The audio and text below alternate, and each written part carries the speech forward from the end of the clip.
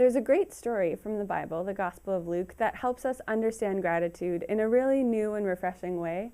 But first, I want to talk about how we read the Bible, because I think it's really important to be critical about how we read these stories and just understand our way of interpreting the Bible. And my favorite phrase of how we interpret the Bible comes from a book by Marcus Borg called Meeting Jesus Again for the First Time. And he tells a story of a man who is a storyteller, a Native American storyteller, and it's his job on behalf of the tribe to tell the tribe's stories of creation or whatever it may be. And this man, whenever he sits down the community and is about to tell one of the tribe's stories, always prefaces it by saying, I don't know if this story happened this way or not, but I know this story is true. I don't know if this story happened this way or not, but I know this story is true. And to me, that's such a helpful way of thinking about the Bible, rather than arguing about historical details or trying to find proof for this little thing or that little thing. Maybe there weren't even these lepers that we're going to talk about. I don't know. But what I do know is that this story tells me something true about my life and the world that I live in right now. And that's the gem that I'm going after. And so when we read the Bible, look for that truth. I don't know if this story happened this way or not, but I know that this story is true. So the story that we're going to find some truth in is from Luke chapter 17, verses 11 through 19, if you want to go look it up. And so what happens is there's this big leper colony, these people isolated from their community. They see Jesus walking down the road and they cry out, like, Jesus, can you come and heal us? And so Jesus calls out to them, go, show yourselves to the priests. And on their way to showing themselves to the priest, these 10 lepers that called out were all healed of their leprosy. And so following Jesus' instructions, they go on their way to show themselves to the priests and be restored to their community. But there's this one man, and the story says that this one man turned back.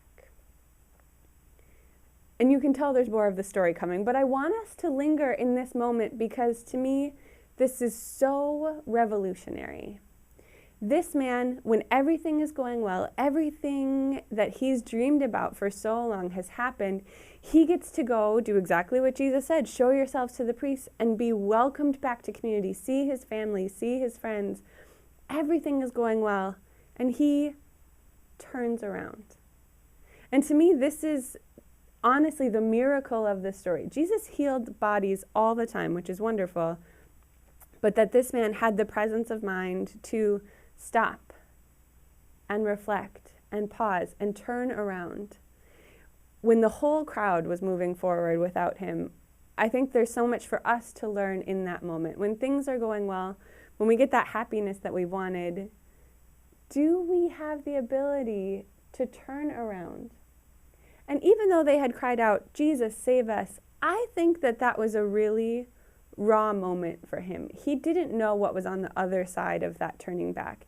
He didn't think, oh, I better send a thank you note for that gift that I just got. This wasn't good manners. This wasn't full of any kind of expectations on his part of, oh, if I do this, this will happen, or I should do this. It was just, wow, this is big. And I want to take a moment to just look at where this came from and really appreciate this in my life. And there was something already at work in him that made him peel off from the group. Something about his commitment to his life was different. He was more interested in being transformed by his life and connected in his life rather than being committed to happiness. So there was already a seed that had been planted in him, but he took the time to turn around and marvel and explore and really look at this that I think is inspiring and so important in this story. And to me, that's the invitation for us too. When things are going well, no matter what happens, do you have the ability to just pause for a moment and look back? And let's find out what happened next.